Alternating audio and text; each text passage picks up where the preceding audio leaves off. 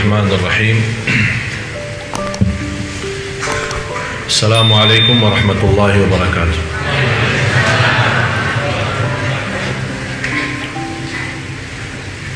الحمد لله رب العالمين، وأشهد أن لا إله إلا الله وحده لا شريك له ولي الصالحين، وأشهد أن سيدنا ونبينا محمدا عبد الله ورسوله الصادق الأمين. اللهم صل وسلم وبارك على سيدنا محمد وعلى آله وصحبه ومن تبعهم بإحسان إلى يوم الدين. سبحانك لا علم لنا إلا ما علمتنا إنك أنت العليم الحكيم. Maha suci Allah, saya tidak memiliki ilmu apa-apa, hanya saja apa yang diberikan oleh Allah subhanahu wa ta'ala. Alhamdulillah wa syukurillah atas segala nikmat yang telah diberikan oleh Allah subhanahu wa ta'ala. Dan menurut saya, khususnya jamaah Masjid Agung Sunda Kelapa telah mendapatkan banyak karunia dari Allah subhanahu wa ta'ala. Setiap waktu dan setiap saat kita bisa menikmati suasana dalam salat kita, suasana dalam ceramah kita, dan kita bisa merasakan kenikmatan di masjid saat kita beriktikaf. Dan mudah-mudahan semua amalan Bapak Ibu tidak ada yang sia-sia, dan mudah-mudahan semuanya menjadi mulia di sisi Allah subhanahu wa ta'ala. Dan saya yakin ini semua perjuangan Bapak Ibu selama kita sama-sama mempelajari agama di masjid yang sama-sama kita cintai, Masjid Agung Sunda Kelapa ini, yang insyaAllah senantiasa makmur, dan insyaAllah jamaahnya juga semakin insyaAllah barakah. Saya yakin semua memperjuangkan dakwah di masjid ini demi sama-sama kita mencintai Allah subhanahu wa ta'ala. Dan saya yakin tidak ada keraguan dalam hati anda semua yang hadir. Kalau ada orang bertanya, pasti akan anda menjawab dengan jawaban yang cukup jelas. Saya 100% dalam hati saya mencintai Allah subhanahu wa ta'ala. Dan saya juga tidak ada keraguan terhadap Bapak Ibu dalam hal ini. Tapi masalah cinta itu belum tentu seorang mencintai Allah, belum tentu berlakunya benar, dan belum tentu kehidupannya benar, belum tentu ibadahnya benar. Malah Rasulullah sallallahu alaihi wasallam bersabda, seorang hamba Allah 60 tahun salat, tapi selama 60 tahun tidak diterima salatnya. Ditanya oleh sahabat, ya Rasulullah, bagaimana bisa terjadi seorang 60 tahun tidak diterima salatnya? Kata Rasulullah sallallahu alaihi wasallam, li'annahu la yutimmu ruku'aha wala sujudaha, karena dia tidak berusaha maksimal untuk menyempurnakan rukuknya dan sujudnya. Dan kita lihat kondisi dan keadaan banyak di antara jamaah kita yang kita sayangi dan kita cintai. Banyak di antara jamaah terlalu keburu selesaikan salatnya, apalagi salat sunnah qabliyah ba'diyah, apalagi duha dan yang lain-lain. Kapan kira-kira saatnya kita bisa menikmati ibadah salat?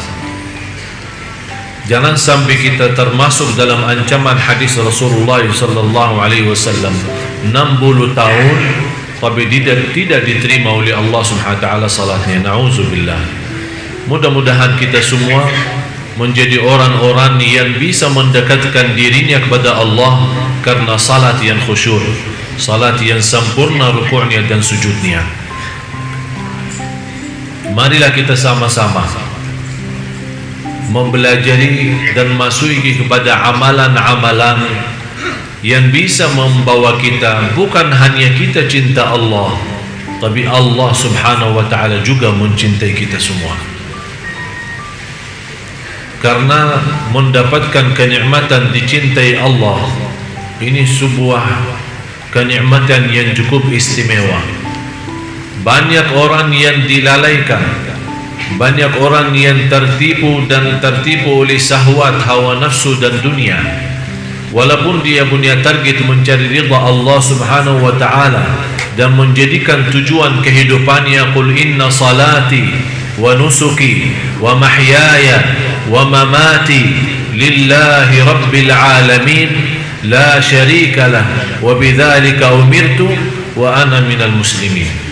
Jadi orang-orang yang sudah membaca ayat ini berkali-kali di dalam iftitah salatnya, ternyata dia tidak mendalami arti daripada doa ini. Dia tidak merasakan kekuatan doa ini dan tidak menikmati bagaimana bisa terwujud benar-benar inna salati wa nusuki wa mahyaya wa mamati lillah, semata-mata karena Allah, syukur karena Allah, sabar karena Allah, ikhlas karena Allah, salat karena Allah, bersedekah karena, silatul rahim karena. Di mana saja berada selalu kita menjadikan diri kita dan kurbankan segala yang kita miliki karena Allah, baru akan terbentuk, akan Allah balas mencintai kita. Amalan-amalan yang pertama, orang-orang yang dicintai Allah subhanahu wa ta'ala, orang yang senantiasa membaca Al-Quran. Tapi bagaimana prinsip orang baca Al-Quran tapi dicintai Allah? Karena selama ini Bapak Ibu, saya yakin Anda semua suka baca Al-Quran. Malah ada yang saya kenal 1 minggu, 2 minggu kurang lebih khatam Al-Quran. Kurang daripada 1 bulan dia mampu khatam Al-Quran. Malah ada yang dalam 1 bulan khatam 2 kali, ada malah 3 kali, 30 juz dalam 1 bulan. Tapi masalahnya bukan berapa banyak baca, tapi bagaimana membaca. Selama ini kita membaca Al-Quran untuk mengkhatamkan. Tapi yang saya minta kali ini agak sedikit kita rubah.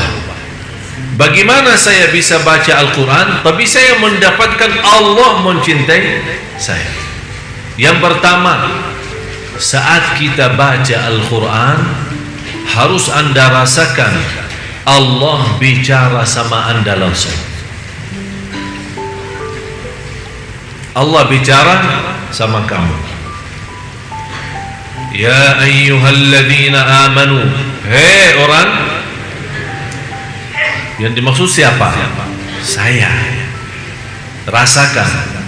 Ittaqullah, berarti Allah mau berbicara sama diri kita sendiri. Itu yang perlu dirasakan saat kita membaca Al-Quran. Dan kita selama membaca Al-Quran, kita merasa, kata ulama, kalau mau berbicara sama Allah subhanahu wa ta'ala, salat. Tapi kalau Anda mau mendengar Allah berbicara, baca Quran. Kalau Anda mau mendengar Allah yang berbicara, baca. Karena ini Al-Quran kalam Allah, kalam Allah langsung. Yang Allah sampaikan langsung, kalam Allah itu disampaikan kepada malaikat Jibril kepada Nabi Muhammad SAW, Nabi Muhammad kepada sahabatnya, dan seterusnya sampai kepada kita. Jadi yang ingin berbicara sama Allah, salat, hadap Allah, bicara, silahkan. Tapi yang ingin mendengar Allah yang berbicara, baca Al-Quran. Jadi saat Anda baca Al-Quran, Bismillahirrahmanirrahim, Anda rasakan mendengar kalam Allah. Jadi jangan Anda hanya membaca, ada seorang membaca hanya lewat mata.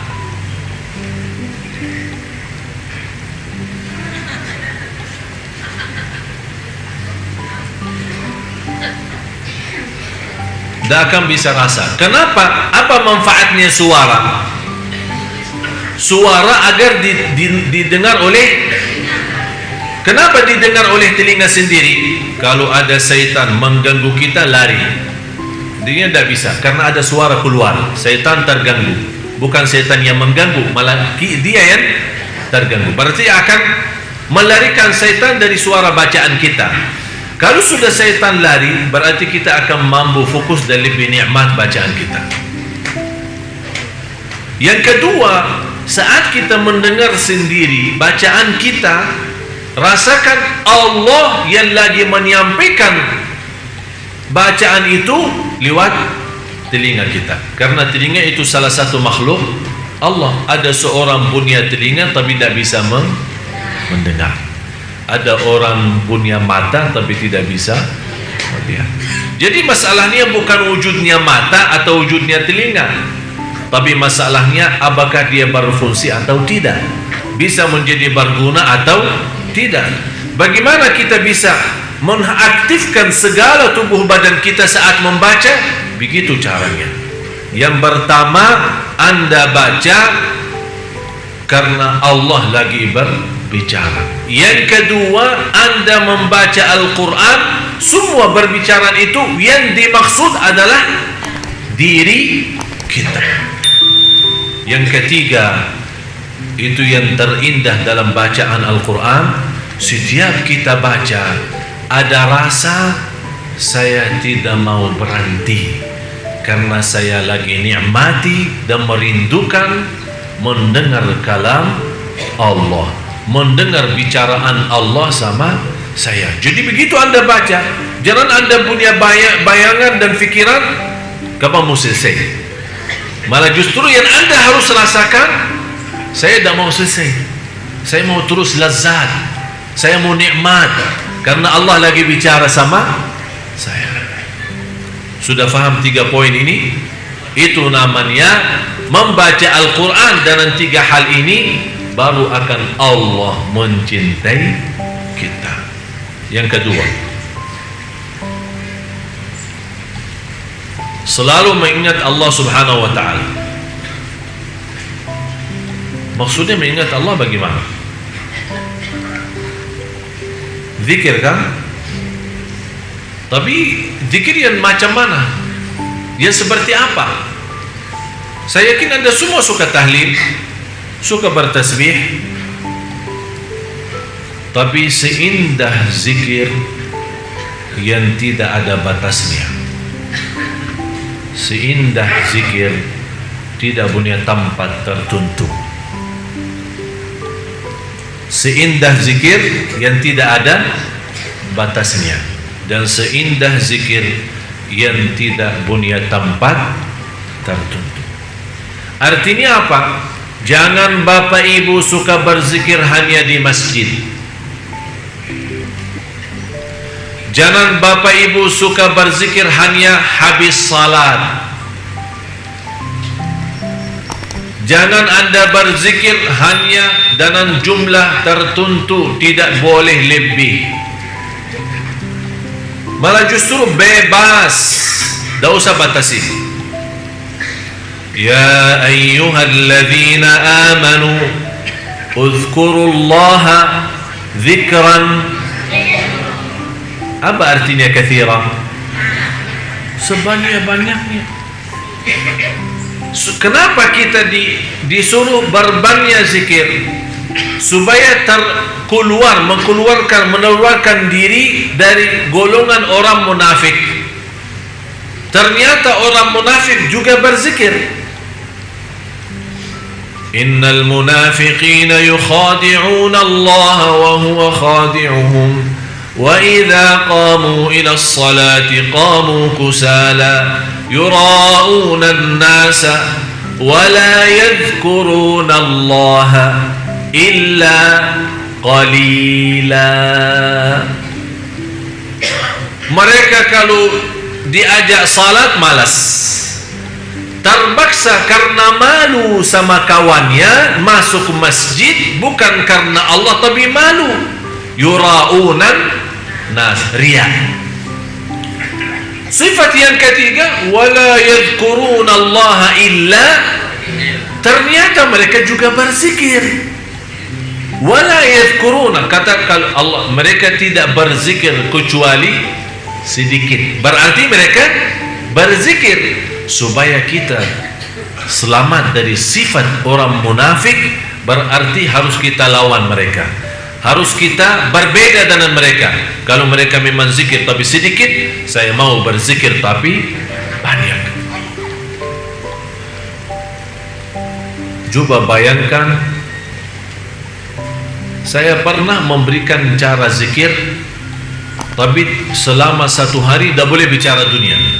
Ingat kan? Tidak boleh bicara dunia. Subhanallah walhamdulillah wa la ilaha illallah wallahu akbar. Assalamualaikum, waalaikumsalam warahmatullahi wabarakatuh. Subhanallah walhamdulillah wa la. Mau kemana? Mau ke masjid. Subhanallah walhamdulillah wa la. Sudah makan belum? Subhanallah walhamdulillah. Jadi biasakan diri seperti itu. Tidak usah orang mendengar suara zikir kita, tapi kita mengaktifkan semua tubuh badan kita menjadi membawa cahaya zikrullah. Luar biasa indahnya zikir. Bapak Ibu, zikir itu termasuk salah satu amalan sederhana, pahalanya di sisi Allah jauh lebih besar daripada haji, jauh lebih besar daripada salat sendiri. Karena inti daripada wujudnya salat, inti daripada wujudnya ibadah semua, inna salata tanha 'anil fahsya'i wal munkar wala dzikrullahi akbar. Zikir itu jauh lebih besar. Tafsiran ulama, zikir itu jauh lebih besar, maksudnya zikir itu jauh lebih besar daripada salat sendiri. Ada yang mentafsirkan wala dzikrullahi akbar adalah zikir di dalam salat itu jauh lebih tinggi daripada salat sendiri. Karena memang kalau kita lihat salat kita memang semuanya mulai takbir sampai salam semuanya zikir. Baca Quran zikir, Allahu Akbar zikir, doa zikir, rukuk dalamnya zikir, sujud dalamnya zikir. Berarti semuanya tidak terlepas dari zikir. Orang yang berangkat haji buat apa? Ujung-ujungnya mengagungkan Allah, membesarkan Allah. Labbaik Allahumma labbaik, labbaik la syarika laka labbaik, innal hamda wan ni'mata laka wal mulk la syarika lak. Ini semua bunyinya apa? Zikir. Berarti ternyata zikir itu mengatasi semua ibadah. Malah pahalanya jauh lebih besar daripada jihad fi sabilillah. Sampai Rasulullah SAW menjelaskan di hadis yang sahih, ala unabbiukum bi afdali a'malikum wa azkaha 'inda malikikum wa khairul lakum min infaqidh dhahabi wal warq wa khairun min an takhruju lil jihadi fi liqa'i aduwikum fayadribu a'naqakum wa tadribu a'naqahum. Ya Allah, panjang sekali hadis ini. Apakah kalian mau tahu? Saya memberikan amalan kepada kalian. Rasul ini berbicara sama sahabat. Saya akan memberikan amalan jauh lebih mulia di sisi Allah, jauh lebih baik daripada amalan yang lain, jauh lebih besar pahalanya daripada mensedekahkan emas dan perak dan mensedekahkan segala harta. Jauh lebih besar daripada menghadapi musuh saat perang. Mereka membunuh kita atau kita membunuh mereka. Kaget sahabat, ini jihad, jihad lawan musuh. Apa saja amalan yang jauh lebih tinggi daripada itu semua? Rasul menjawab singkat saja, zikrullah, zikir kepada Allah. Fadhkuruni, tanda-tanda kita mencintai Allah banyak sebut Allah. Kalau kita berbanyak sebut Allah, berarti kita akan termasuk orang yang akan Allah sebutkan nama kita. Fadhkuruni, kalau kita menunggu Allah juga Zikir kepada kita, bagaimana Allah zikir kepada kita? Kan fadhkuruni, zikir kepada Allah. Azkurkum, zikir Allah kepada kita. Apa zikir Allah kepada kita? Akan Allah selalu ingat kepada kita, apapun kebutuhan kita, apa keperluan kita, apa keinginan kita, apapun hajat kita, akan Allah selalu ingat dan mengabulkan doa kita. Bisa Bapak Ibu? Bisa, insya. Jangan insya Allah bisa. Bisa, insya. Azam, nawaitu, sungguh-sungguh. Hari ini libur. Coba habis pulang dari sini, isi zikir. Dan coba subhanallah, saya kasih satu rahasia zikir sebelum kita lanjut yang ketiga. Saat Anda wudu, usahakan wudu sebelum salat kira-kira 10 atau 15 menit. Habis Anda wudu, kan ada tahiyatul masjid, atau kita di rumah sunnatul wudu kan, sambil menunggu azan nih, ada 10 menit atau 15 menit. HP-nya jauhkan. Ini sekarang kita punya masalah. Datang ke masjid bawa HP, i'tikaf bawa HP, imam bilang istau i'tadilu, masih bawa HP. Padahal imamnya sebelum Allahu Akbar. Bapak Ibu yang membawa HP, mohon non aktifkan kalau tidak keberatan. Allah, astagfirullahaladzim. Imamnya aja belum selesai Allahu Akbar sudah bunyi, seolah-olah kita baru imam sudah sampai. Saya perhatiin kalau imam bilang istau i'tadilu agak cepat, istau i'tadilu, luruskan saf. Tapi begitu dia sebut soal HP, dia membawa bahasa yang halus. Bapak Ibu yang membawa HP, mohon non aktifkan. Tapi kalau istau i'tadilu, luruskan saf. Jadi cepat kalau istau i'tadilu. Begitu dia sebut kata HP, dia supaya kenapa? Kita mendengar. Apakah kita perlu menjadikan seorang imam seperti Umar bin Khattab? Bagaimana Umar Khattab kalau dia jadi imam? Tahu kan? Tahu luruskan saf. Beliau khalifah dan beliau juga imami salat 5 waktu. Tahu luruskan saf. Sebelum dia takbir, dia punya tongkat punya kepala besar. Dia putar dalam saf-saf jamaah. Kalau safnya belum lurus, dia tidak mau lagi luruskan, karena dia sudah tadi bilang luruskan. Dia sekarang beriksa, mutar, tang, langsung di kepala. Ya Allah. Habis itu yang sudah cukup lalai, begitu kata Amirul Mukminin, istau i'tadilu, dia sudah rasa sakitnya duluan. Padahal Amirul belum memeriksa safnya, hanya istau i'tadilu dia sudah megang kepala duluan. Berarti sudah tahu. Apakah kira-kira perlu begini ya? Nanti saya minta sama pengurus satu tongkat di sini supaya setiap ini mutar-mutar lah sebelum kita takbir. Jadi jamaah sekalian, inilah namanya begitu Anda wudu sebelum azan 10 menit atau 15 menit, tinggalin semua dunia, HP semua tinggalin, terus isi zikrullah. Subhanallah, kalau kita bisa seperti ini, saya yakin salat kita jauh akan lebih baik. Karena kenapa zikir sebelum salat itu? Karena dia memberikan persiapan batin, bersih semua, HP jauh semua bersih. Jadi fikiran zikir, yang dimegang tangannya boleh tasbih atau pakai jari sendiri, terus zikir. Begitu sudah masuk Allahu Akbar, ikuti dengan suara azan, dan habis azan angkat tangan berdoa. Subhanallah, indah. Belum ikamat, belum kita selesai sunnah qabliyah, kita sudah siap batin dengan cahaya zikir. Begitu masuk salat waktu wajib kita, ternyata nikmat salat. Tolong amalan ini yang saya baru saja sampaikan, pertama kali saya sampaikan cara ini, saya mohon dipraktis dan diamalkan. Anda sendiri akan merasa, oh ternyata betul. Yang ketiga,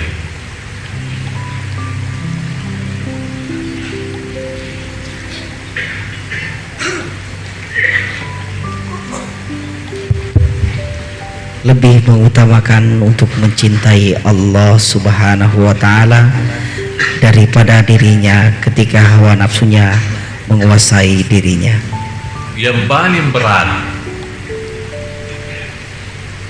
kita mengutamakan Allah saat punya keinginan. Contoh, sudah alarm kan? Jam berapa alarmnya? Biasa ibu-ibu jam berapa alarmnya? Jam 3. Nah, sudah bunyi kan? Bunyi jam 3. Kita megang HP. Kita sudah megang kan? Sudah lihat. Terus matiin, off ya. Alarmnya off. Kita taruh. Di sini ada muncul dua hal. Pertama, mau nggak salat malam? Yang kedua, tidur aja. Jadi tidak ada tidur nggak ada. Tapi yang ada, mau salat malam nggak? Tidur aja. Ini yang kedua. Di sini supaya bagaimana kita bisa mencintai Allah, di sini ujiannya. Allah melihat kita sudah nawaitu dengan alarm jam 3 atau jam 2, berarti kita sudah ada niat kan? Ada niat. Tapi ini niat tidak cukup. Harus ada bukti. Begitu kita mendengar, kalau kita tidak mendengar sampai sudah ketiduran, tapi benar-benar tidak merasa, tidak mendengar, Allah Maha tahu kondisi dan keadaan kita. Tapi Allah tidak akan memberikan keistimewaan bagi orang. Begitu dia megang HP-nya, matiin, kemudian dia tidur, padahal ada bisikan, salat malam enggak? Tidur aja. Tapi dia mengutamakan tidurnya daripada itu, namanya tidak bakal dicintai Allah. Karena yang membuat kita bangkit dan bergerak untuk bisa salat malam, di sini kan ada katanya bisa menguasai nafsu, melawan hawa nafsu. Di sini hawa nafsunya apa? Hawa nafsunya di sini apa? Mau tidur. Berarti tidur itu kan enak. Salat malam jauh lebih enak. Tapi nafsu kita mau istirahat. Tapi hati nurani kita mau menghadap Allah. Orang yang bangun dan dia mampu melawan hawa nafsu dan semangat. Bagaimana dia semangat? Dengan zikrullah. Alhamdulillahilladzi ahyana ba'da ma amatana wa ilaihi an-nusyur. Astaghfirullahaladzim. Bismillah, tawakkaltu Allah. Bangun, baca ayat, baca ayatul kursi, baca apa saja supaya menghilangkan syaitannya. Begitu anda bangun, begitu anda wudu, Allah subhanahu wa ta'ala setiap titisan air wudu membawa dosa keluar. Begitu anda salat, akan Allah cahayakan rumah, malaikat di langit melihat rumah itu keluar cahaya, orangnya di dalam rumah lagi salat malam. Kalau kita sudah menjadi kebiasaan, ketika satu malam kita memang sakit, sudah alarm, sudah mau bangun, tapi sakit betul. Ternyata begitu kita bangun tapi tidak kuat, malaikat melihat ini rumah biasanya ada cahaya keluar, kok ini malam tidak keluar cahayanya. Turun salah satu malaikat mau ambil berita, ini ada apa. Begitu mereka turun, salah satu malaikat, oh orangnya lagi sakit. Naik lagi, dia sampaikan kepada malaikat, orangnya lagi. Semua malaikat di langit rapat mendoakan, ya Allah sembuhkan. Subhanallah. Berarti malaikat sendiri menhayati cahaya salat malam kita. Sebagaimana kalau kita keluar malam, kita kadang-kadang melihat langitnya terang kan? Itu katanya cahaya dari langit turun. Tapi kapan bisa cahaya dari bumi naik? Jangan sampai malaikat melihat malah ternyata gelap. Semua gelap. Karena cahaya yang bisa tembus ke langit bukan lampu PLN ya, bukan listrik ya, Tapi yang bisa tembus ke atas adalah semua cahaya nurani kalbu kita saat kita lagi salat malam. Oleh karena itu, salah satu amalan yang bisa membawa kita dicintai Allah, harus Anda mampu menguasai dan melawan hawa nafsu kita.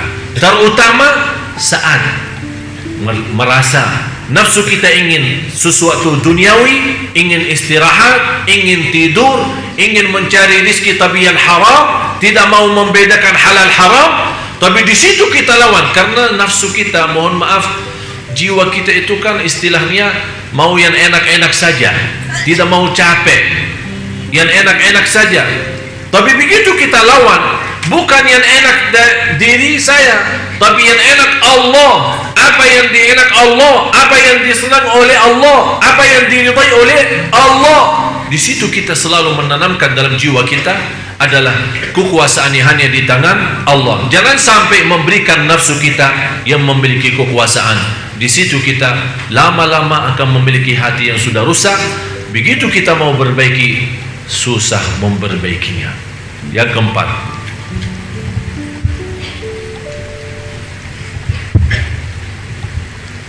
memahami dan mendalami dengan hati tentang nama dan sifat-sifat Allah. Allahu Akbar. Rata-rata jamaah kita sudah hafal Asmaul Husna. Hafal enggak? Hafal. Bisa rasakan artinya enggak? Hah? Rasulullah sallallahu alaihi wasallam bersabda di hadis yang sahih, "Inna lillahi 99 isma, man ahsaha dakhala al-jannah." Allah mempunyai 99 nama. Barang siapa yang menguasinya, yang menghafalnya, yang mengamalkan isinya, yang mempelajarinya, yang mendalaminya, itu kata ahsaha. Jadi termasuk di dalamnya menghafal, menamalkan, memahami, menhayati, merasakan, menikmati, merasa lazat saat sebut nama-nama Allah yang namanya Asmaul Husna. Dan bisa lewat Asmaul Husna kita memohon kepada Allah Subhanahu wa ta'ala. Di situ kita akan baru merasa keagungan Allah dalam hati kita semakin bertambah.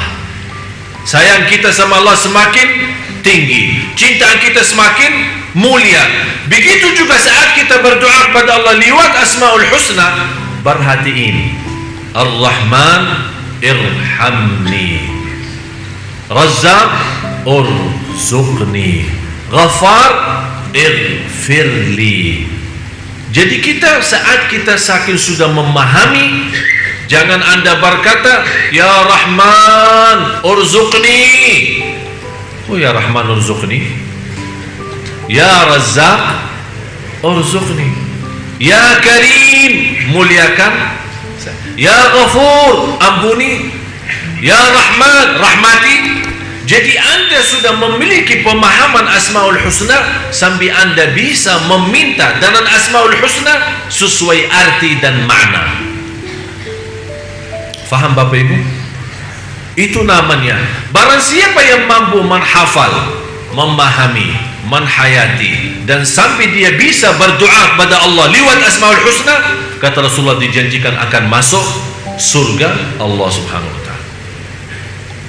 Jadi mulai dari hari ini, kalau kita baca Asmaul Husna, lebih baik setiap hari kita bawa satu nama, tapi kita bisa mengerti apa isinya dan apa dalamnya. Faham Bapak Ibu? Yang kelima, kepasrahan hati di hadapan Allah Subhanahu wa ta'ala. bagaimana pasrah hati?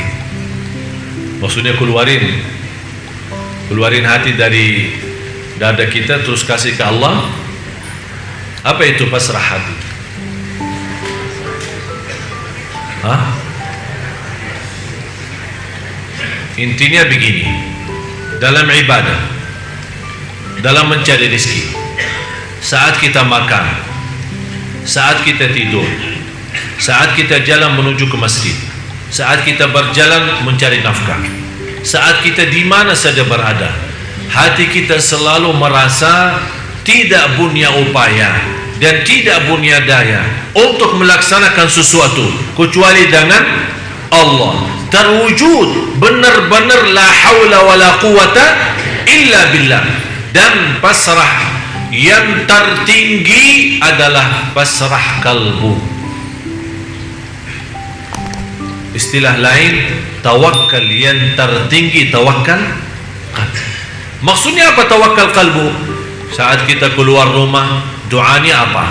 Bismillah tawakkaltu ala Allah la haula wala quwata illa billah. Ini ucapan cukup tinggi, ucapan cukup sempurna. Tinggal apa? Ucapan lidah sudah baik, tinggal hati. Jangan sampai pas kita keluar rumah, Bismillah tawakkaltu ala Allah la haula wala quwata illa billah, tapi di dalam hati masih merasa alhamdulillah saya sehat, masih muda, saya bisa berlaku sesuatu. Ini bicara sama siapa? Sama hati.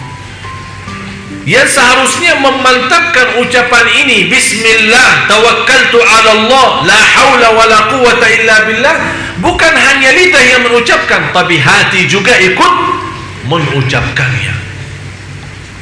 Pasrah total lahir batin, Allah segalanya, kun fayakun. Begitu anda keluar membawa doa keluar rumah, anda merasa ya Allah, memang saya sudah berikhtiar berdoa, tapi segalanya di tanganmu ya Allah. Pasrah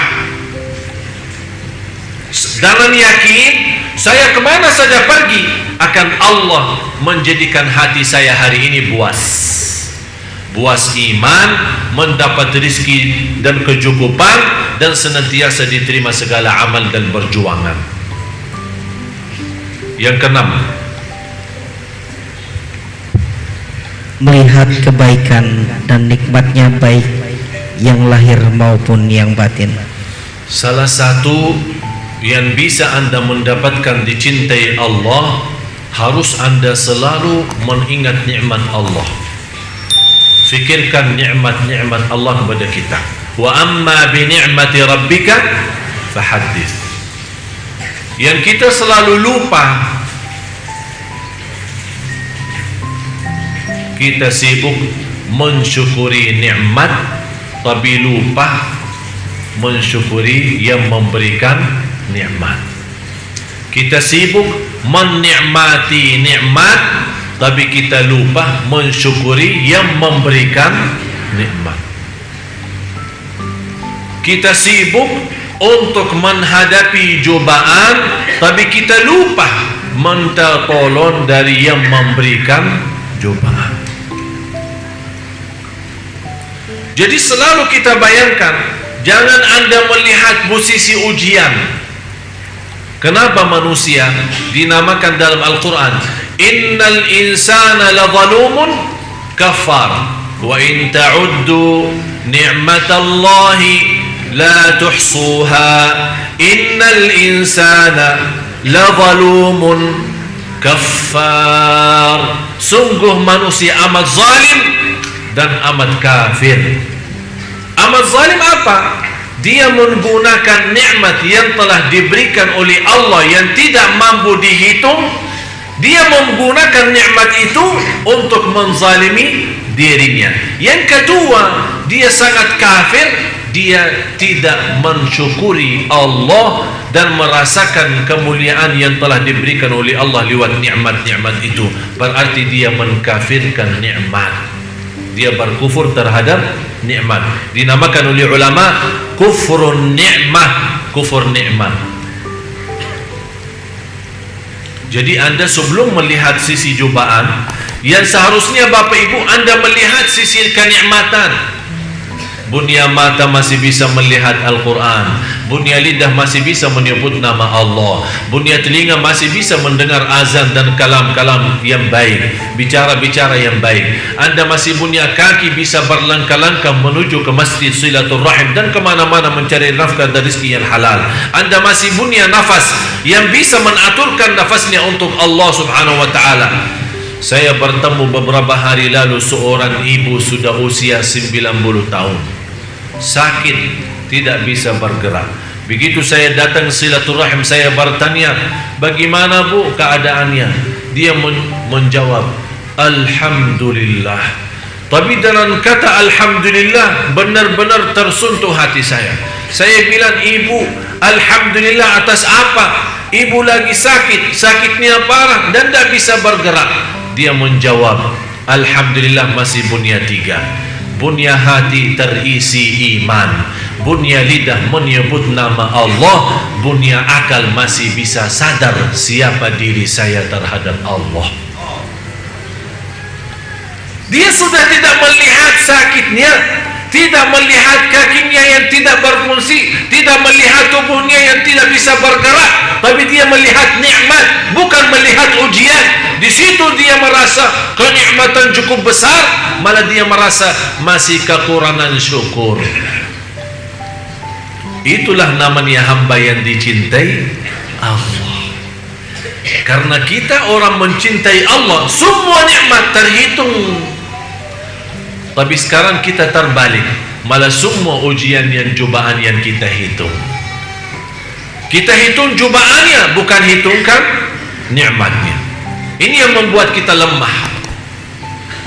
Wa amma bi ni'mati rabbika fahaddits. Oleh karena itu jamaah sekalian, begitu Anda diuji Allah, jangan lihat apa itu ujiannya, tapi lihat berapa masih tersisa nikmat yang lain.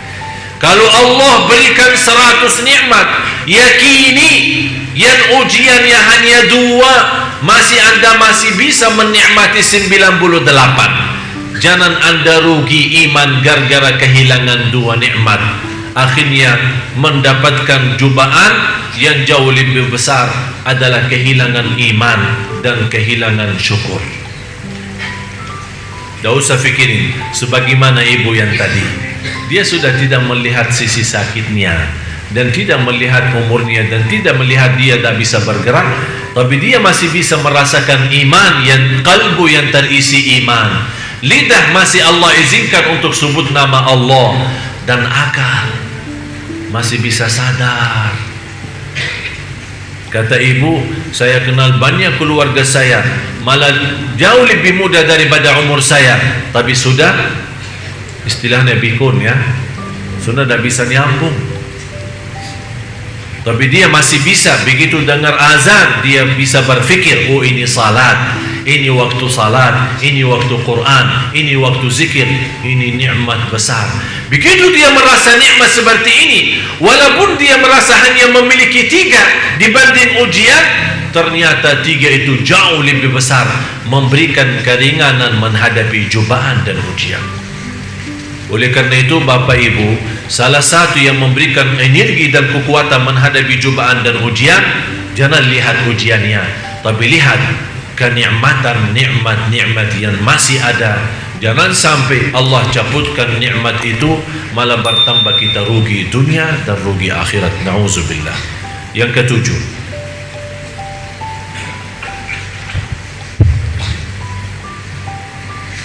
merasakan kehinaan dan kerendahan hati di hadapan Allah.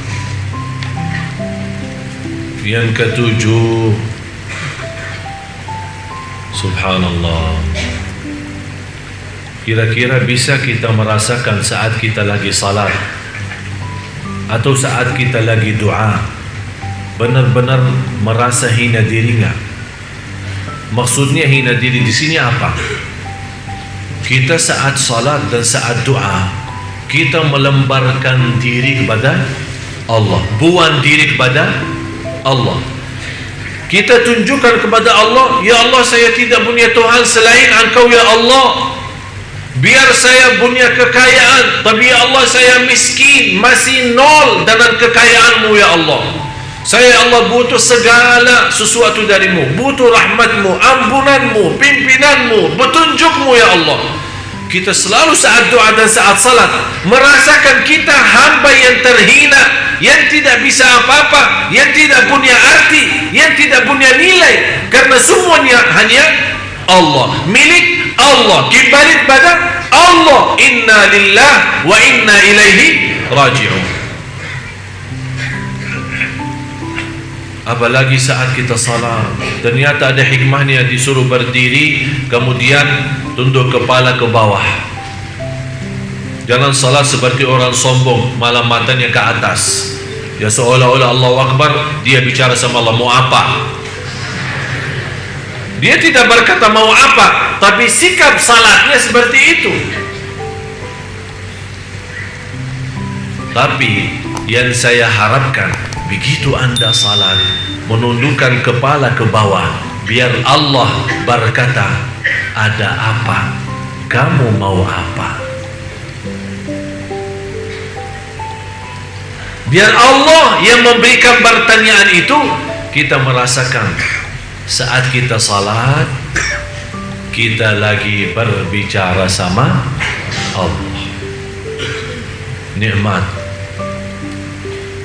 Kalau kita lagi diberikan kesempatan bertemu dengan Bapak Presiden dan protokolnya memberikan kesempatan hanya 15 menit,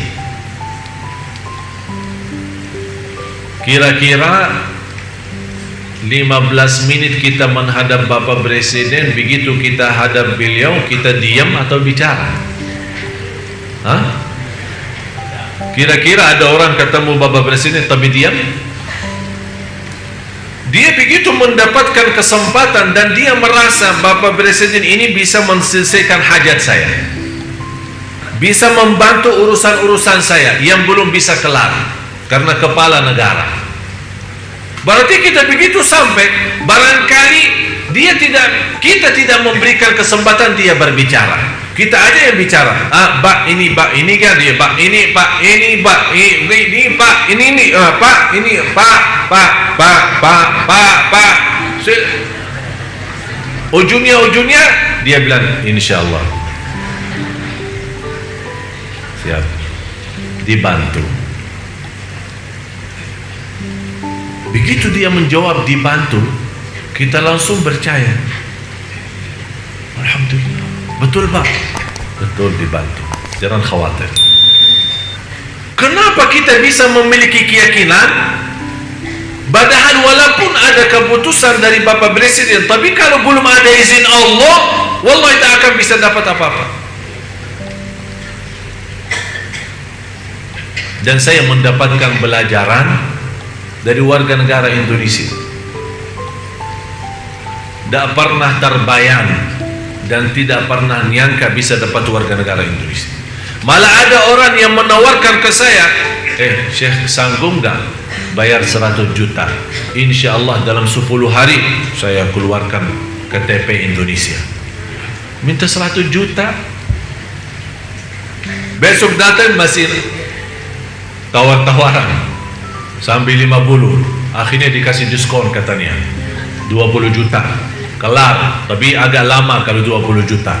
Berapa? Barangkali 3 bulan sampai 6 bulan, pokoknya dapat. Saya bilang saya pasrah kepada Allah. Kalau Allah izinkan saya dapat, saya yakin tanpa proses akan Allah datangkan warga negara itu.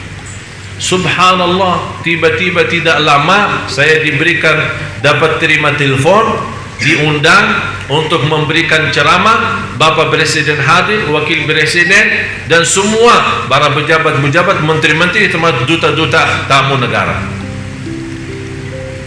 Begitu saya sampaikan ceramah, malah Bapak Presiden sendiri panggil, ente dari mana? Ana dari Madinah. Kok bisa bahasa Indonesia? Ya Alhamdulillah. Saya bilang kalau soal bisa, saya tidak bisa, tapi Allah yang maha bisa. Allah yang berikan semua. Sampai kata beliau, kalau saya tutupi mata mendengar ceramah ente, saya tidak nyangka ini orang dari Madinah. Terima kasih Pak. Langsung dia berkata begini, bahasa persis, mau nggak warga negara Indonesia? Saya langsung ingat yang nawarin 100 juta.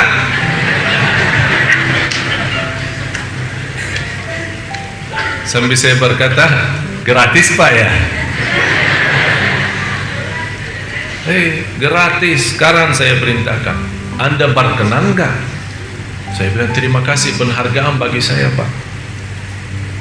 Kita pemain bola aja sudah kita kasih warga negara, sampai sekarang tidak dapat juara. Udahlah, mudah-mudahan dan kita membaga buatmu mendapatkan warga negara, insya Allah bisa membawa masyarakat Indonesia menjadi makmur. Begitu bahasa beliau. Langsung belum saya berhenti mau pulang, langsung dipanggil Pak Menteri Hukum dan HAM. Segera bantu Tuan Syekh Ali. Begitu bahasa beliau.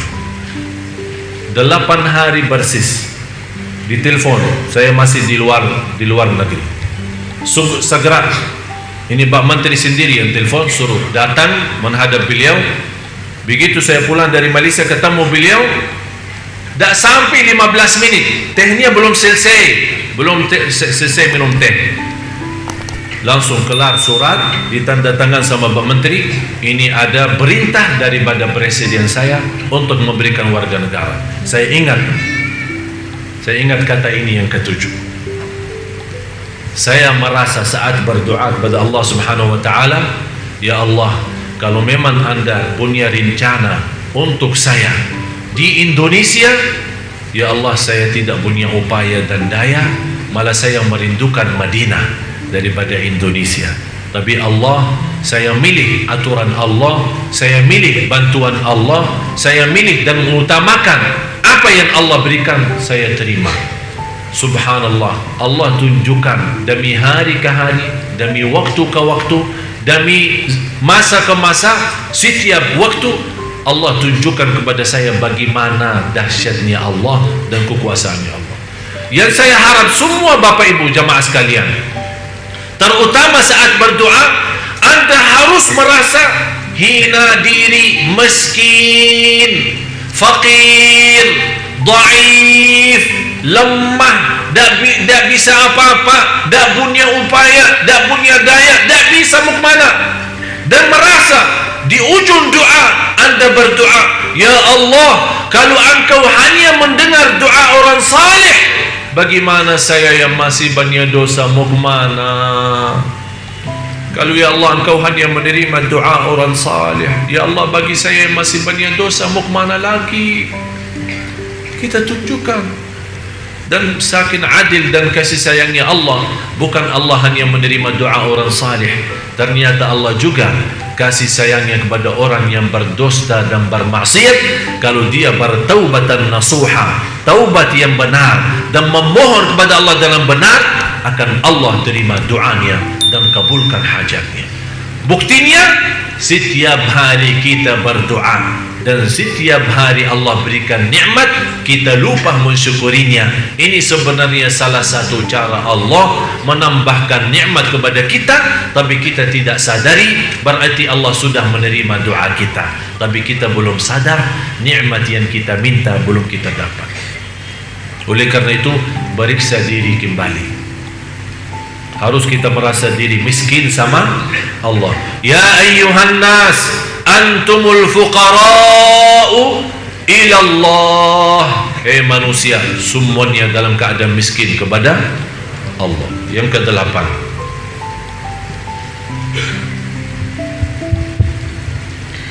beribadah kepada Allah Subhanahu wa taala pada waktu sepertiga malam terakhir, untuk bermunajat kepadanya, membaca Al-Quran, merenung dengan hati, serta mempelajari adab dalam beribadah di hadapan Allah. Kemudian ditutup dengan istighfar dan bertaubat. Saya kasih amalan yang ke-8, seindah istighfar. Ingat ya, seindah apa?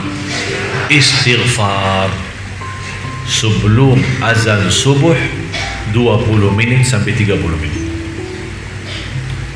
Di dalam Al-Quran dinamakan al-ashar, waktu sahur.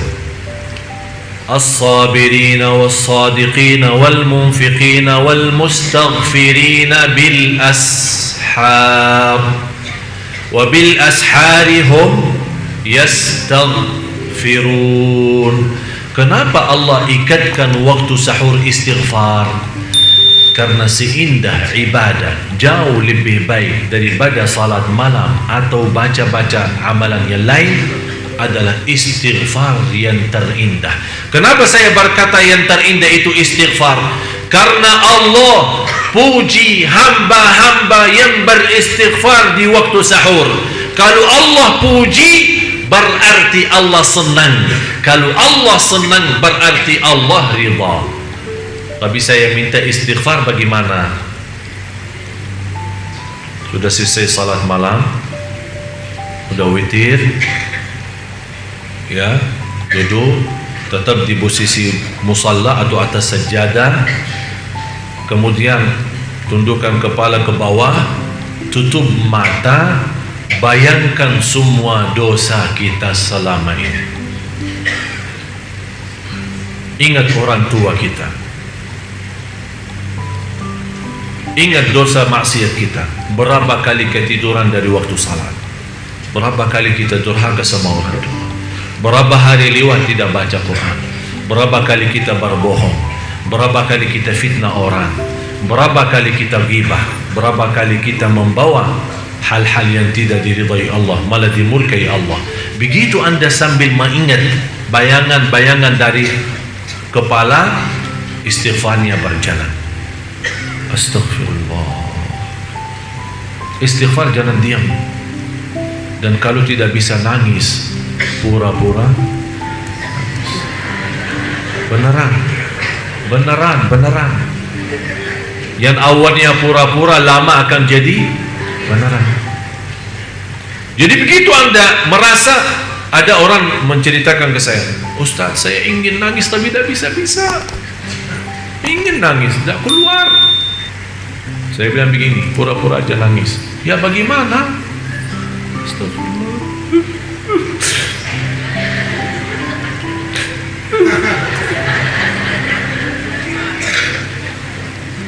Belum keluar air mata,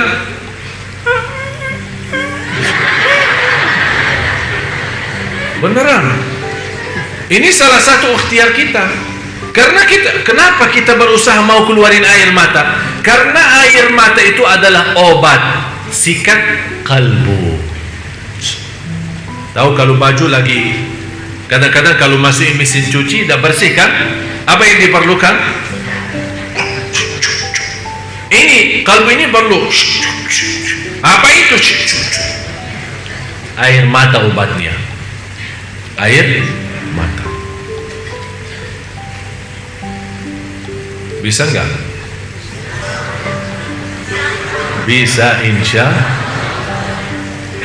Demi Allah jamaah sekalian, kalau anda bisa merasakan keindahan seperti ini, demi Allah tidak perlu lama istighfar. Hanya 10 kali saja, sudah nangisnya minta ampun. Sudah nangisnya minta ampun. Sampai ada satu saat akan bengkak mata, saking nangis. Malah mau berhenti nangis tidak bisa.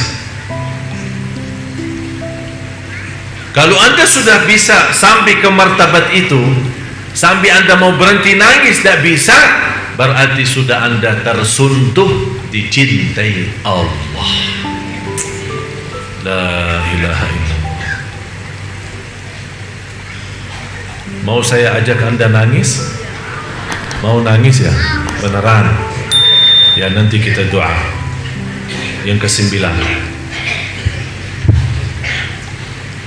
berkumpul bersama dengan orang-orang yang mencintai Allah Subhanahu wa Ta'ala secara jujur, memetik perkataan-perkataan yang baik dari mereka, serta tidak berbicara kecuali meyakini adanya kebaikan ketika berbicara, yang diketahui akan menambah kebaikan keadaanmu dan bermanfaat untuk orang lain. Berkumpullah sama orang-orang saleh, bapak ibu semua yang hadir, terutama ibu-ibu. Jangan sampai di antara ibu-ibu dan bapak-bapak tidak punya kawan orang saleh. Maksudnya orang saleh apa? Saleh benar, saleh benar, cinta masjid, lembut perbicaraannya, halus bawaannya, dermawan, akhlaknya mulia, tidak pernah suka marah, tidak pernah suka fitnah orang, selalu menjaga lidahnya, selalu menjaga perasaan orang lain, senantiasa menjadi berguna bagi orang lain, suka bersilaturrahim, selalu ada di masjid, suka ceramah, suka mendengar, suka majlis ta'lim, suka beramal salih. Harus bapa ibu masing-masing memiliki kawan orang salih salihah, tapi salih salihah yang istimewa. Kenapa saya minta salih salihah yang istimewa? Nanti kata ulama, kalau orang salih itu masuk dalam surga dan dia kenal kita baik, begitu dia duduk di dalam surga berkumpul dengan orang salih yang lain, karena kita dekat sama beliau, dia ingat kita waktu berkumpul sama kita di dunia. Dia bertanya, ya Allah, ini kawan saya, mana dia ya Allah? Kata Allah, kawanmu lagi disiksa di neraka. Kata orang salih, ya Allah, mohon maaf, saya tidak akan bisa puas menikmati surga kecuali dengan kawan saya itu. Allah terima syafaatnya orang salih itu dan membawa orang yang dosa dari neraka masuk surga. Ternyata ada guna bagi orang salih nanti di hari kiamat. Bapak ibu, jangan di antara kita tidak punya kawan orang salih banget. Itulah perjuangan kami mendatangkan imam-imam, ulama yang membawa bacaan yang indah mengimami kita. Kenapa? Kenapa saya menjaga perjuangan itu? Demi Allah, bukan hanya untuk bapak ibu saja, tapi saya punya keinginan yang tertinggi lagi. Ya Allah, kalau memang saya terhitung sebagai orang yang masuk neraka, mudah-mudahan dengan kawan-kawan yang saleh yang saya bawa ke Sunda Kelapa, mereka bisa membawa syafaat bagi saya nanti di hari kiamat. Cuba usahakan semua yang hadir, jangan sampai tidak punya kawan saleh. Siapa itu? Para habaib, habib-habib, kiai, ulama, ustaz, imam, muazzin, tetangga kita, orang yang suka di masjid. Kita perhatiin, siapa di antara jamaah yang rajin di masjid? Kalau sudah rajin di masjid dan tidak pernah jauh dari masjid, kecuali kalau dia sakit memang tidak bisa datang ke masjid, itu tanda dia salih. Langsung jaga, jangan lepas, datang ke dia, dekat sama dia, minta doanya, salaman, kenalkan diri anda, sebutkan nama, supaya besok dia nanti dalam surga, kalau dia merasa kehilangan kita, dia bisa ingat, ya Allah, ada fulan bin fulan, kawan saya di dunia yang selalu namparin saya, yang selalu kenalkan nama dirinya ke saya. Mana dia ya Allah? Kalau Allah menjawab dia masuk neraka, orang saleh itu akan mensyafaatkan kita, membawa syafaat bagi kita. Semua yang hadir, Allah saksi. Ya Allah, Engkau maha saksi. Di antara jamaah yang hadir, Engkau ya Allah merahasiakan di antara jamaah ada hamba-Mu yang salih-salih. Ya Allah, saya mohon Engkau jadi saksi, saya mencintai hamba-Mu yang salih-salihah yang hadir di majlis ilmu ini. Ya Allah, dengan cintaan saya kepada hamba-Mu yang salih-salihah, selamatkan kami ya Allah semua yang hadir, dan jadikan kami bersama orang salih hari kiamat. Wa adkhilna bi rahmatika fi ibadika. Tolong doa ini jangan ditinggal. Tolong doa ini jangan ditinggal. Wa adkhilna bi rahmatika fi ibadika salihin. Karena ini doa para nabi dan rasul. Para nabi dan rasul berdoa itu, ya Allah, jadikan saya bersama orang salih, apalagi kita. Kalau para nabi dan rasul sudah minta, ya Allah, jadikan kami dalam rahmat-Mu bersama golongan orang salih, apalagi kita jamaah sekalian. Mudah-mudahan kita semua bersama orang salih di dunia, bersama orang salih nanti di hari kiamat, dan juga bersama orang salih dalam surga Allah Subhanahu wa taala. Amin ya rabbal alamin. Yang ke-10, menjauhi atau menghilangkan hal-hal yang menghalangi hati dari mengingat Allah Subhanahu wa taala. Tolong periksa kembali apapun hal-hal yang menghalangi kita dari Allah. Dunia, jauh dari dunia. HP, jauh dari HP. Usaha menjauhkan kita dari masjid, usaha menjauhkan kita dari zikrullah, usaha melalaikan kita dari kewajiban kita yang jauh lebih utama, tinggalkan karena Allah. Karena Rasulullah bersabda, man taraka syai'an lillah awadahu Allahu khairan min. Barang siapa yang meninggalkan sesuatu karena Allah, akan Allah gantikan yang lebih baik. Jangan sampai kita menjadi orang alhaakumut takatsur, dilalaikan oleh kebanggaan, kekayaan, harta, dunia, kesibukan. Lalai, kapan sadar? Hatta zurtumul maqabir. Tapi kalau sudah zurtumul maqabir, artinya sudah masuk dalam maqabir, sudah masuk dunia kubur. Apa arti sadar saatnya? Tidak ada arti. Jangan sampai kita menjadi orang yang masuk dalam golongan alhaakumut takatsur. Karena di ujung alhaakumut takatsur, thumma latus'alunna yawma idzin 'anil na'im. Rasulullah sallallahu alaihi wasallam ketika satu saat berduduk sama Sayyidina Abu Bakar, sahabat-sahabat yang lain, ada Sayyidina Uthman radhiyallahu anhu. Rasulullah SAW makan dan minum. Begitu dibawakan minum air, air itu agak dingin, apalagi musim panasnya Madinah. Begitu Rasulullah minum air yang dingin di musim panas, merasa enak bangetnya, enak, sejuk. Karena suasana panas, tapi jus itu atau minuman itu atau air itu benar-benar membuat kita enak, panas, sejuk, terasa nikmat. Begitu Rasul habis minum air, nangis sallallahu alaihi wasallam. Sahabat, ya Rasulullah, kenapa nangis?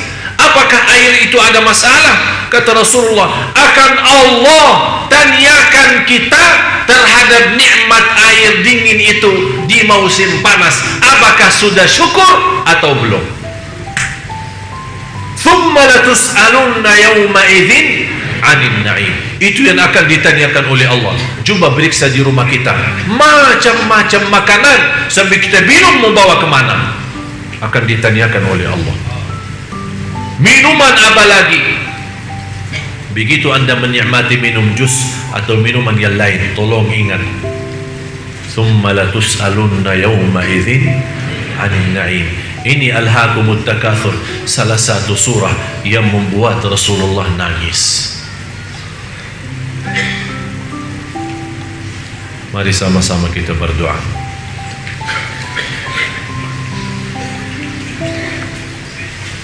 Mudah-mudahan dengan 10 amalan yang saya sampaikan bisa membuka hati kita semua agar senantiasa menjadi hamba Allah yang mencintai Allah dan Allah mencintai kita. Amin ya rabbal alamin. Bismillahirrahmanirrahim. Alhamdulillahi rabbil alamin. Segala puji bagimu ya Allah. Segala nikmat yang kami miliki ya Allah, semuanya darimu ya Allah. Engkau maha ya Allah memberi segala nikmat. Nikmat mata, nikmat telinga, nikmat lidah yang masih bisa menyebut namamu ya Allah.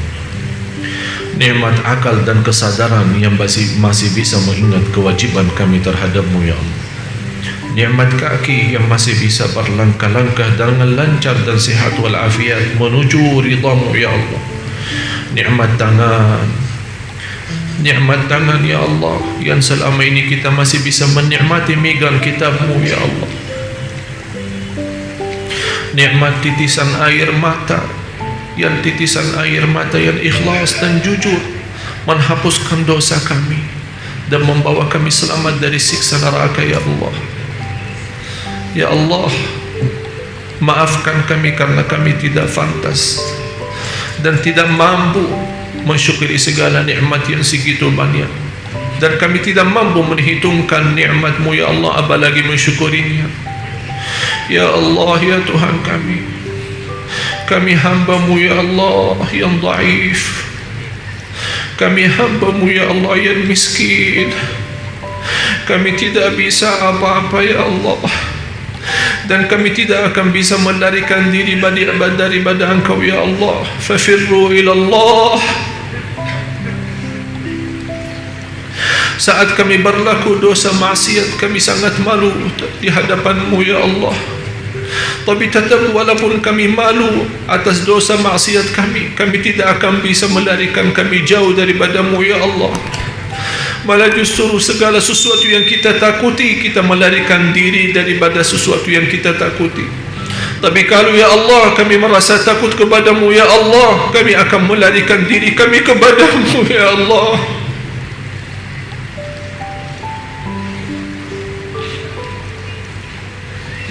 Segala sesuatu yang kita takuti, kita berusaha melarikan diri daripada sesuatu itu, kecuali Engkau ya Allah. Begitu kami merasa takut, kami tidak bisa kemana-mana kecuali kepada Engkau ya Allah. Ya Allah, kami datang kepada-Mu ya Allah dalam penuh harapan, dengan hati yang terisi iman dan taqwa, dengan kekhusyuan dan kerindahan, dengan kemiskinan dan kehinaan. Ya Allah, kami datang kepada Engkau ya Allah membawa segala dosa maksiat, membawa dosa besar dan dosa kecil, tapi kami sangat mengharapkan ampunan-Mu ya Allah. Walaupun dosa maksiat kami segitu banyak, tapi rahmat-Mu ya Allah jauh lebih banyak dan jauh lebih besar bagi kami ya Allah. Rahmatilah kami, rahmatilah kami. Kalau Engkau tidak merahmati kami akan menjadi orang yang merugi dunia akhirat. Rabbana zalamna anfusana wa in lam taghfir lana wa tarhamna lanakunanna minal khasirin. Ya Allah, Engkau maha melihat, maha mendengar semua yang hadir. Bapak Ibu sangat memohon ampunan-Mu ya Allah.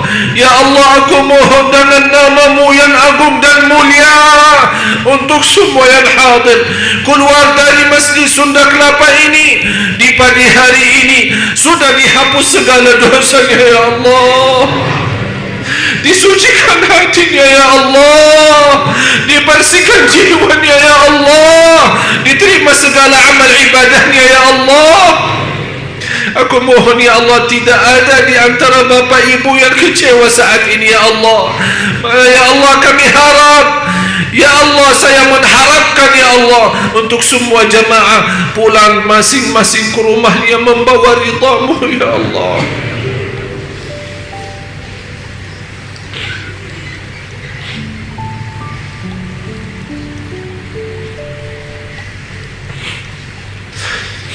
Karena bagi kami ridha-Mu segalanya ya Allah.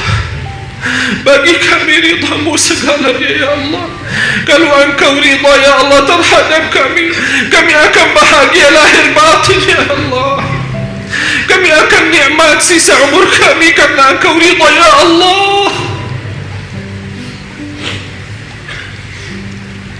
Ya Arhamar Rahimin, ya Allah, semua yang hadir telah mengangkat tangannya ya Allah dengan penuh harapan, segala kehinaan, kemudahan dan kekurangan.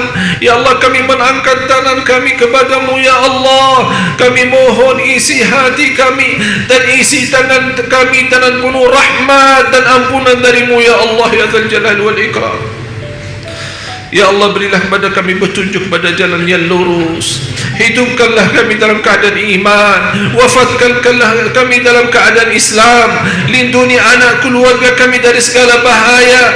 Jadikan anak cucu kami salih salihah, anak cucu kami penghafal Al-Quran, agar kami dipanggil oleh Allah duluan dalam keadaan bahagia, dalam keadaan husnul khatimah. Dan anak cucu kami setelah kami dipanggil duluan, anak cucu kami masih mau mendoakan kami. Ya Allah, Ya Arhamar Rahimin,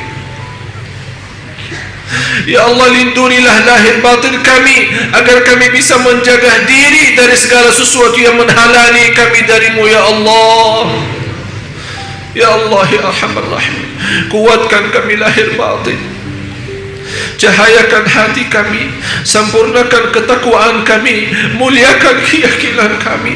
Bagaimana Engkau berikan kepada kami kemudahan sama-sama berkumpul di Masjid Agung Sunda Kelapa ini. Ya Allah, berilah kepada kami kemuliaan, sama-sama jumpa lagi di surga-Mu. Ya Allah, jadikan kami semua yang hadir bersama hamba-hamba-Mu yang salih-salih. Ya Allah, وادخلنا برحمتك في عبادك الصالحين.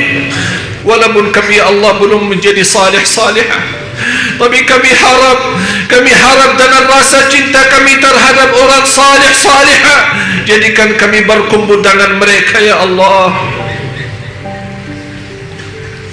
sebagaimana kata Imam Syafi'i, aku mencintai orang salih walaupun saya tidak terhitung orang salih, karena cinta orang salih menjaminkan bahawa saya selamat dan bahagia. Ya Allah, kami sungguh mencintai orang salih, kami sungguh mencintai orang salihah. Ya Allah, jadikan kami bersama mereka. Ya Allah, Ya Arhamar Rahimin, Ya Arhamar Rahimin, ampuni orang tua kami,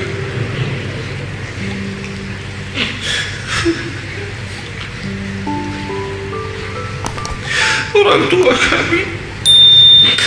tua kami yang telah meninggal dunia membutuhkan doa kami di saat ini. Ya Allah, Ya Allah, kirimkan pahala majlis ilmu kami. Ya Allah, kirimkan cahaya sedekah kami di pagi hari ini. Ya Allah, kirimkan berkat dan cahaya doa kami untuk orang tua kami yang telah meninggal. Ya Allah, Ya Arhamar Rahimin,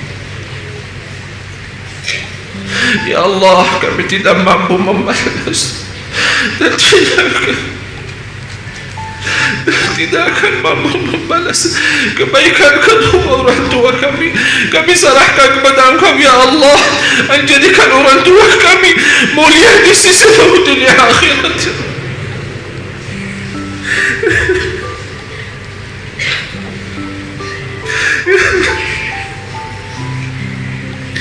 Ampuni durhaka kami terhadap orang tua kami. Berapa kali kami menyakiti hati orang tua kami, berapa kali kami menyakiti dan mengecewakan hati orang tua kami. Maafkan kami, Ya Allah, maafkan kami, Ya Allah, maafkan durhaka kami, Ya Allah. Jangan menghukumkan kami atas durhaka kami, Ya Allah.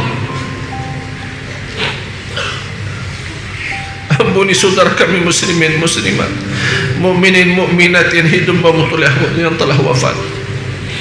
Ya Allah, segala amal ibadah dan perjuangan kami untuk Sunda Kelapa, untuk mendatangkan para imam-imam dan para salih, ya Allah, jadikan atas nama jamaah semua yang hadir menjadi sedekah jariah. Ya Allah, menjadi sedekah jariah. Ya Allah, menjadi sedekah jariah bagi semua yang hadir. Ya Allah,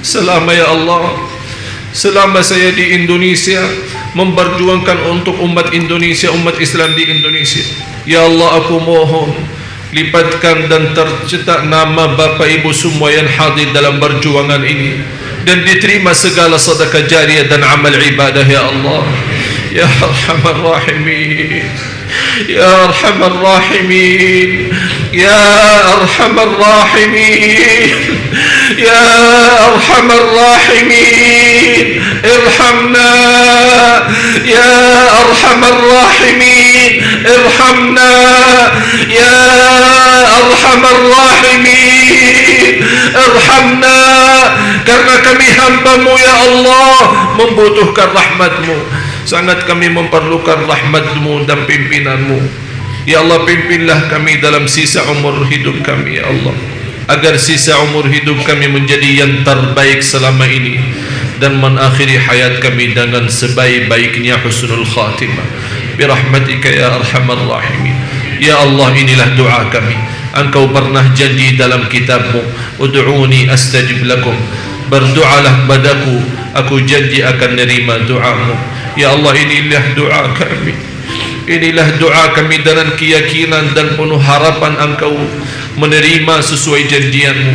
Inilah doa kami sesuai perintah-Mu dalam kitab-Mu ya Allah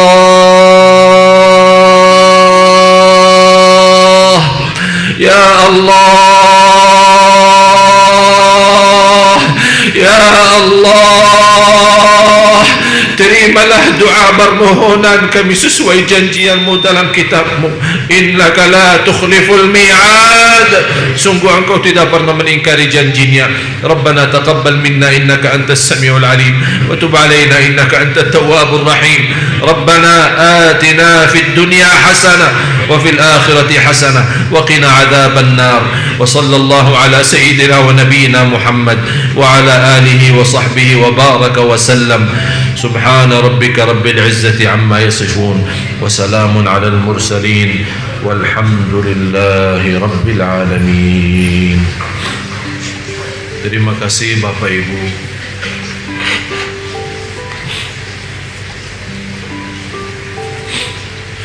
Saya mohon semua yang hadir, saya mohon semua yang hadir, tolong kalau lagi sendirian, lagi salat malam atau lagi habis baca Al-Quran dan mengangkat tangannya sendiri berdoa, saya mohon dengan segala hormat tolong doakan saya. Saya mohon dengan segala hormat tolong jaga amanat ini, doakan saya supaya Allah tetap kuatkan saya lahir batin. Saya dari kemarin tidak sempat 10 menit saja istirahat, tidak sempat. Dari kemarin full layani tamu, layani ini, layani itu. Ini semuanya insyaAllah lillahi ta'ala dan kemudian untuk Bapak Ibu.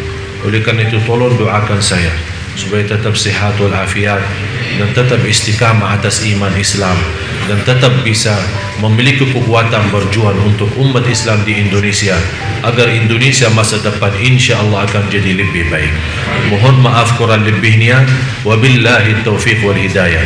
Akhirul kalam, sama-sama subhanakallahumma wa bihamdik asyhadu an la ilaha illa anta astaghfiruka wa atubu ilaik. Wassalamu alaikum warahmatullahi wabarakatuh. Waalaikumsalam warahmatullahi wabarakatuh.